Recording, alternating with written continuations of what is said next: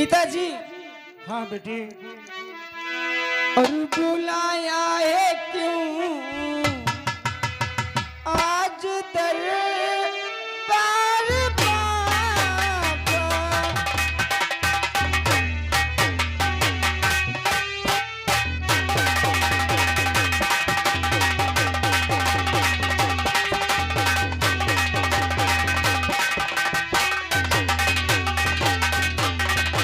और आ गए रामचंद सूरज प्रजापति के साले। 11 रुपया इनाम देते हैं। नबीपुर निवासी है भैया, कहता नहीं हूँ कहलाया जा रहा है। 11 रुपया इनाम है, शुक्रिया धन्यवाद। बुलाया है क्यों आज दरबार बाबा। हुई क्या घटना, हुई क्या घटना, जल्दी बतलाओ बाबा।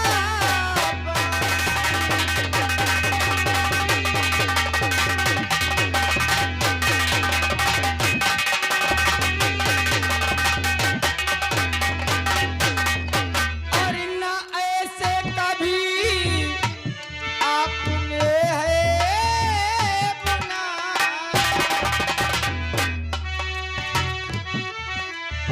ऐसे कभी आपने है बुलाया। हुई बात क्या जल्दी बतलाओ बाप।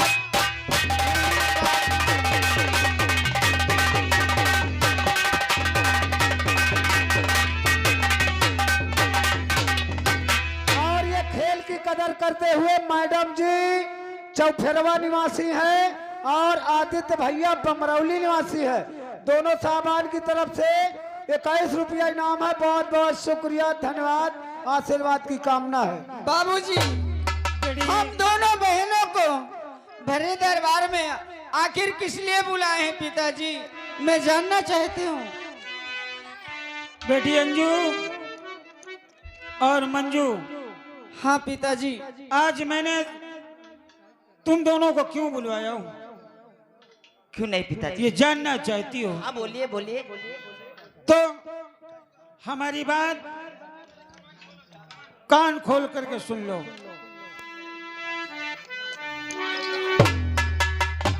दरबारी, जरा ध्यान देना हमारी बातों पे। हाँ महाराज बताइए। आपकी दोनों बेटियां हैं, मैं हूँ, और जो भी बात कहना हो ये प्यारी प्यारी जनता भी सुन रही है। अंजू और मंजू सुनो, किस लिए तुमको बुलाया, सुनो किस लिए तुमको बुलाया।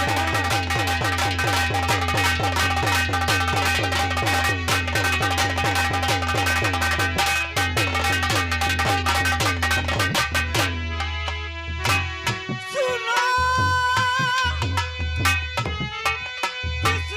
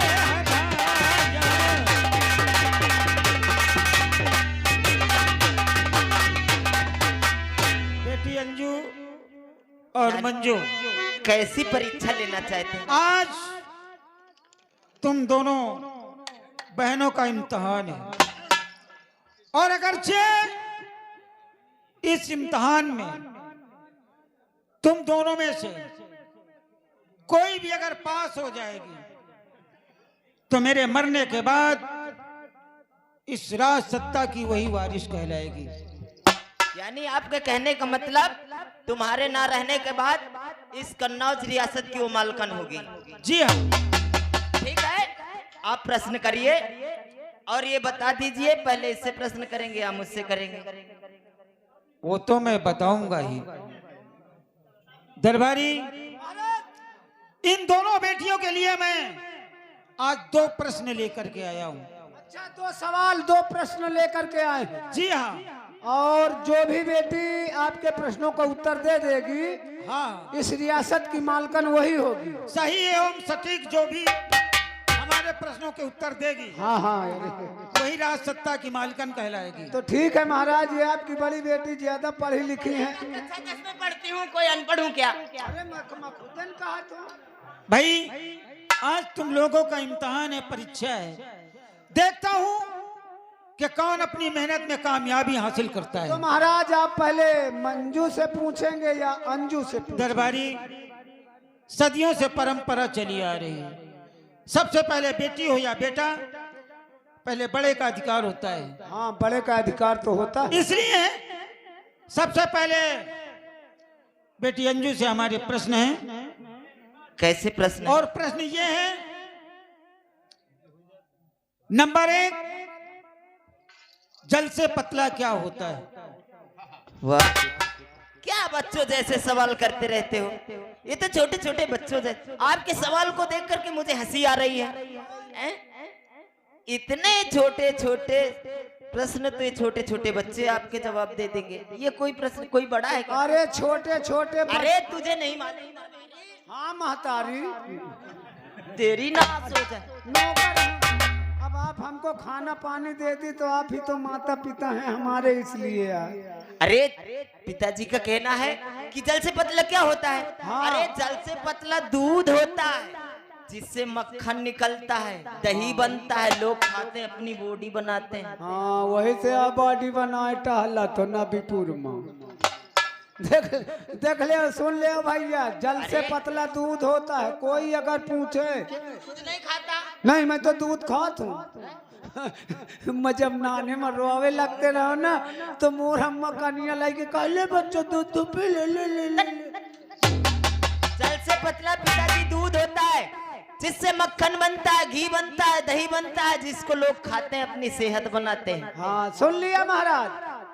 और दूसरा प्रश्न है कि सबसे ज्यादा काला क्या होता है?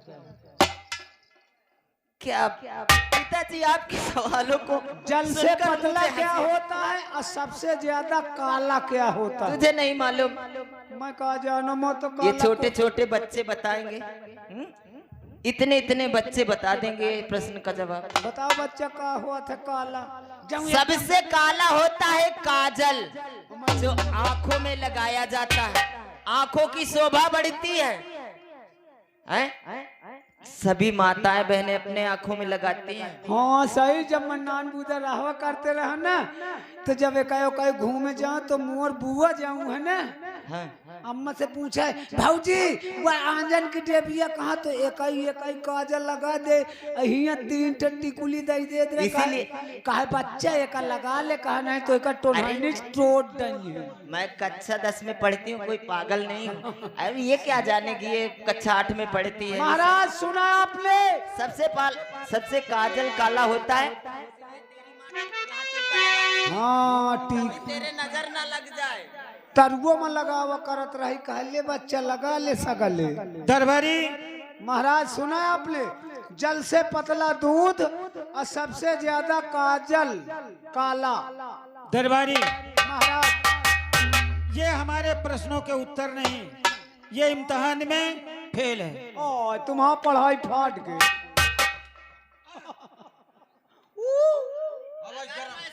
पिताजी के प्रश्नों का जवाब नहीं दे पाई तो ये बद दिमाग है, इसको कोई दिमाग नहीं है। चलो रहने दो, हटाओ, ये सब बातें होती रहती।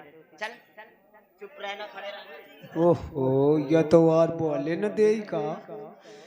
राजकुमारी जी, अब आपका नंबर है। आपकी बड़ी बहन ने बताया जल से पतला दूध होता है और सबसे ज्यादा काला काजल होता है जो आंखों में लगाया जाता है, आंखों की शोभा बढ़ाता है। अब आपका नंबर है, आप बताइए। सिखा दे कैसे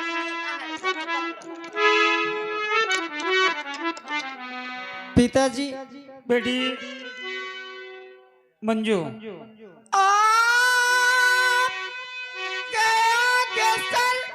पापा मेरा सुनो, है बुलंदी से उठते न जाता बहुत, कैसे उत्तर मैं दूं आपके प्रश्न का, हे पिता सोच कर शर्म आती बहुत।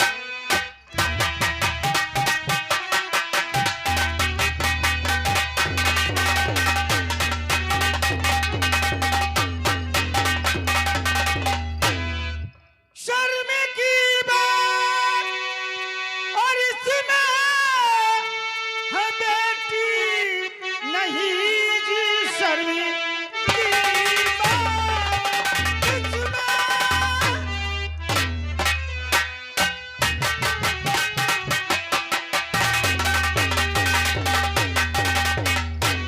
और इसमें है बेटी नहीं, और ले रहा इम्तिहान ये तुम्हारा पिता, अपनी औलाद है और जग से आगे बढ़े, हौसला होता है हर बात का, अपनी औलाद।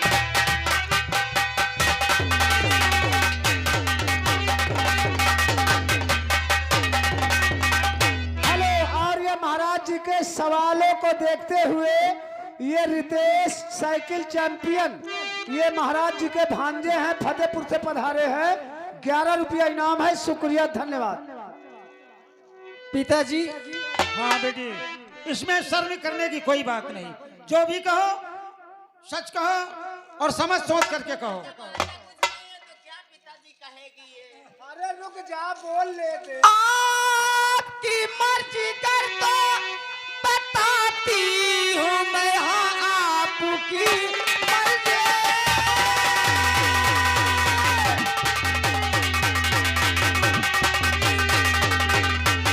आपकी मर्जी कर तो बताती हूँ मैं, जल से पतला बहुत ज्ञान होता पिता, काजल से काला टीका ओ कलंकित कहे, और जिंदगी भर नहीं देख पाता पिता। शाबाश ऐ मेरी लगते जिगर जीवा, शाबाश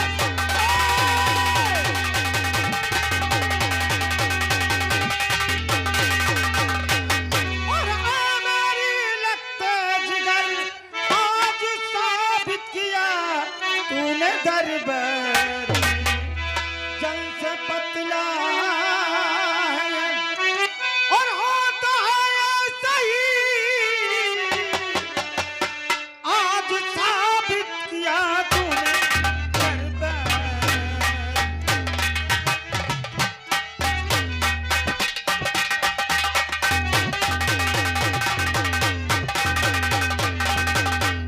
बेशक जल से पतला ज्ञान होता है। बाबूजी, क्या कहा बहन मंजू, जल से पतला क्या होता है? भैया जल से पतला ज्ञान होता है ए सुन ले ला बैलंडी। और सबसे काला कलंक होता है। किसी को कलंक लग जाता है ना, तो वो जिंदगी भर नहीं छूटता भैया। ठीक कहा तुमने, जल से पतला ज्ञान होता है और सबसे ज्यादा काला कलंक का दाग होता है, चाहे औरत हो या मर्द हो। जिसके भी कलंक का दाग, कलंक का टीका लग गया, मरते दम तक नहीं छूटा। जलते पतला कराए वाला काजल, ओए होए।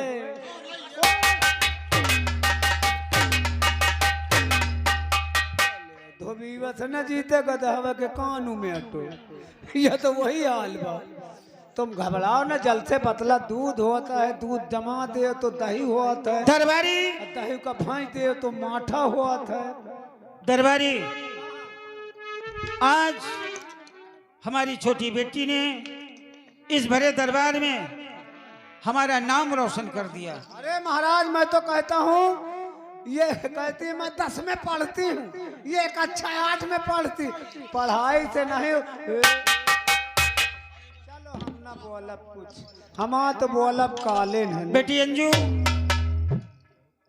कुछ बोलने के लिए समय दो। बेटी मंजू, सामने आओ। माइकल आ गया था महाराज। क्या? जब भगवान बुद्धि बांटे में जुटा रहा है, तुम्हारी बड़कीवा बिटिया कंडा पाथे में डटी रही है। मालूम नहीं, ये दूध घी के चक्कर में ज्यादा रहती है, खा खा करके अपनी सेहत बनाती है। पढ़ने लिखने का कोई भी ध्यान नहीं रहता है। माइकल आ गया थी, स्कूल के पीछे पढ़ा करती है का?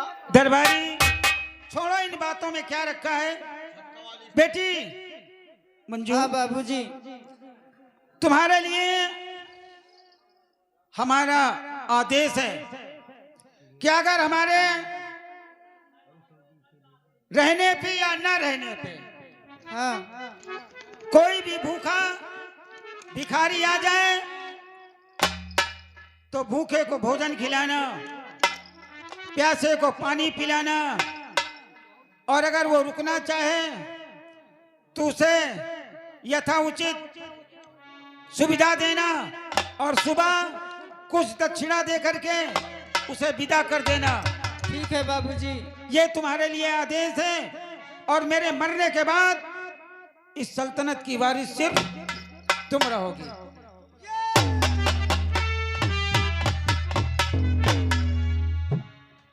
और दरबारी, जाओ हमारी दोनों बेटियों को राजमहल में छोड़कर आओ, और हम भी। हाँ हाँ, जाओ जाओ, आप भी जाइए। हम भी जा रहे हैं, आराम हाँ, करेंगे। हाँ, बिल्कुल आराम करिए।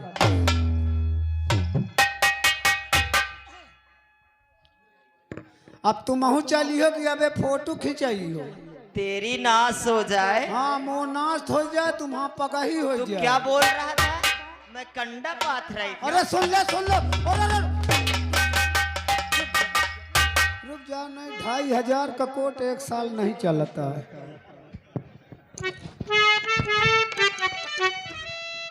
हरामजादे, भरे दरबार में मेरा अपमान हुआ, मेरी बेइज्जती हुई। कहाँ से बेइज्जती? खड़े खड़े मेरा मजाक उड़ा। नहीं, सुन ले, सुन ले, सुन ले। ओहो, जैसे लूक लॉक के हो। क्यों रे? मैं कंडा पाथ रही थी। नहीं, मैं यह कहता हूँ हाँ? कि जल से पतला दूध होता है, और क्या? और दूध जमावन। अगर मैं पिताजी के प्रश्नों का जवाब नहीं दे पाई और वो हरामजादी मंजू अगर सही जवाब देकर चली गई तो तू मेरी खिल्ली कर रहा। सुन ले, इस रियासत की मालकिन बहन मंजू हो गई, और तुम्हारे बारे तुम घबराओ न, मैं काम ढूंढे हूँ। कौन सा काम है मेरे लिए? यह नबीपुर में कितनी भैंसी हेडिया लगाए हो? न लगाए हो? मैं क्या करूंगी भैंसियों को? भैंसी है, गाय है, बैल है। बैल तो नहीं है अब, गाय आदमी अन्ना कह दिन, मगर भैंसी है। जितना गांव का गोबर होई, मैं सब जहाँ हुआ फार्म खुला है, पूरे गांव का गोबर मैं ढो के ले जाऊँ। तुम्हारे बारे दीदी अब काम कुछ नहीं आए। क्या काम है? अब जीवन भर होए बैठ के कंडा पाथो। सुन ले। महिका लागत है नबीपुर में सवेरे तक मुँह का नहरी गिर। हरामजादी मंजू, तू सोचती है कि मेरी बड़ी बहन बहुत दिमागदार है। और मोरे दीदी की गे सरकार, काहे को चले में नमक छिड़क रहा है? मोरे दीदी की। हाँ, क्या हुआ? कौन दीदी? तुमका नहीं कहते हो, कहते खिसियान बनरिया गूलर खाए।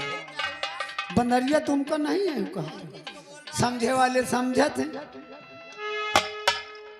मोरे दीदी की गे सरकार, दीदी यही करो।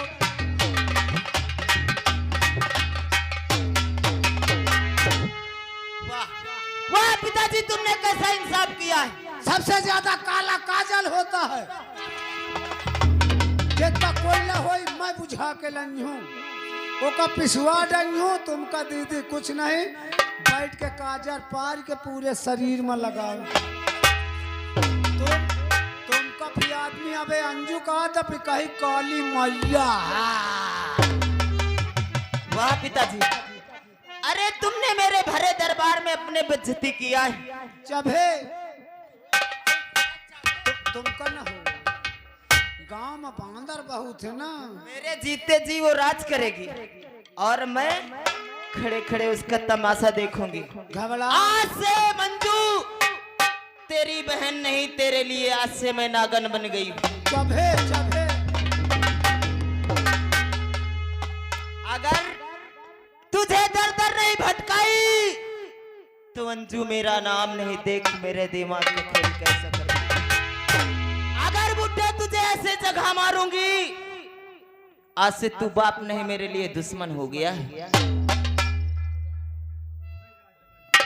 वाह पिताजी, एक बेटी को राज सिंहासन में कहाँ जाऊंगी, ये कभी हरगिज अरे मंजू पे ज्यादा हुआ। अरे आज पिता को नाच, अरे नफरत मुझसे हो गई, अरे समझ गई मेरा। वाह पिताजी, कैसा इंसाफ है तुम्हारा। अरे दिखाया जिस तरह नीचा, उसे नीचा दिखाऊं।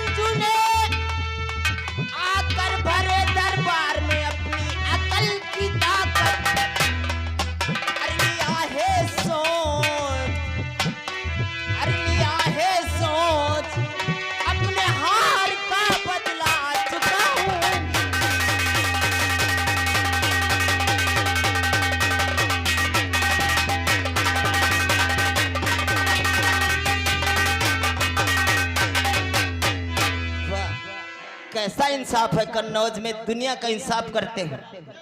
और मेरे जीते जी मंजू राज करेगी, ये कभी नहीं हो सकता। ना मैं राज करूंगी तो सिर्फ मैं करूंगी। अगर मैं नहीं करूंगी तो मैं इस राज को सत्यानाश कर दूंगी। ये मेरा वादा है।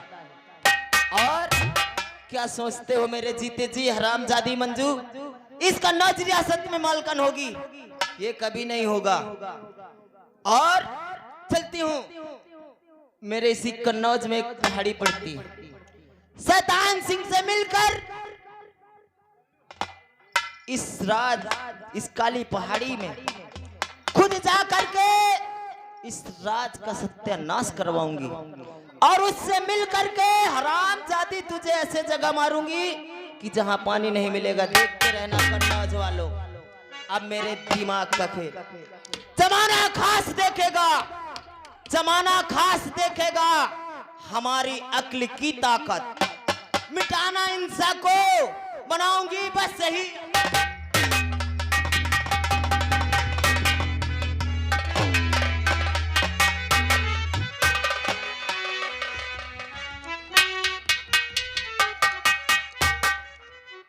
क्या बताऊं,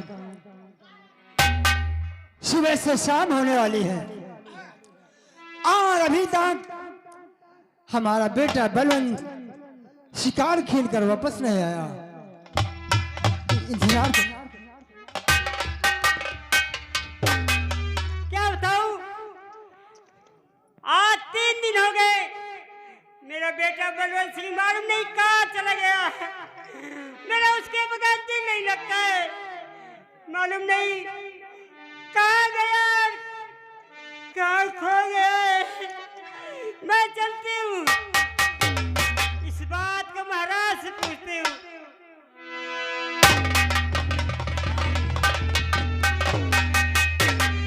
खुश रहो।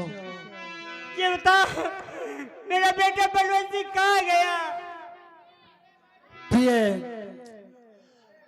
बेटा बलवंत सिंह शिकार खेले गया था और अभी तक वापस नहीं आया।